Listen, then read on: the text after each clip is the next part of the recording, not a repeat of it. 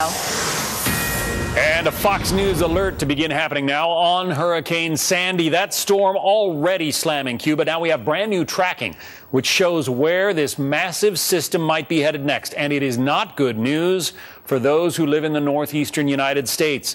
Janice Dean has the latest from the Extreme Weather Center. What's going on, JD? If this track comes true, it is the worst case scenario, John. Now, we still have days to go and a lot of information to kind of input into this tracking. But right now, this storm looks like it's going to be headed for millions of people. It's going to be a transitioning system, meaning that perfect storm type scenario. A tropical storm that transitions into an extratropical storm because a cold front, a very powerful Arctic cold front, is going to interact with the system and draw it in towards the northeast, a very rare meteorological situation. So this could be historic, folks. If you live across the East Coast, from the mid-Atlantic up to Maine and eastern Canada, you need to be paying very, very close attention to your local forecast. Still a Category 2. We just got the 11 o'clock advisory. It was a Category 3 major hurricane overnight, so it rapidly intensified within hours. Take a look at the latest track. As you can see, Category 2 moving through the Bahamas.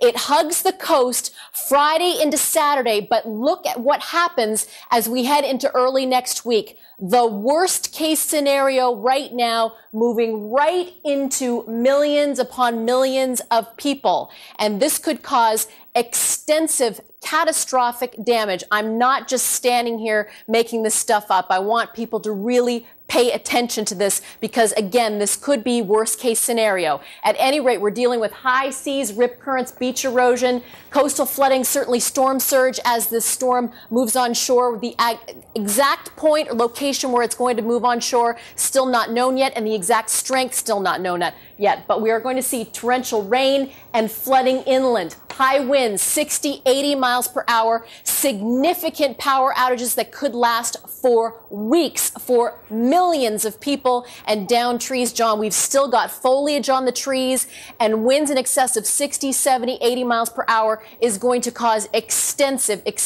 damage. I just want to show you one of our reliable forecast models. It is really becoming apparent that we are going to be dealing with a system that is going to come onshore, again, anywhere from the mid-Atlantic towards Maine. Need to be paying attention. But John, our mouths dropped at the latest tracking that shows this system going right into New York City. Obviously, we've got days ahead to really hone in and get this forecast right, but people need to be paying attention. We do think that this storm is going to come on shore, and it's going to cause a lot of damage. And it's a big, broad storm, too. So even as it skirts up the coast, it's going to be dumping a lot of rain and wind on people. Because it's transitioning into, you know the movie The Perfect Storm? It's a transitioning storm from a tropical to an extratropical. And what that means is the wind span is going to be greater.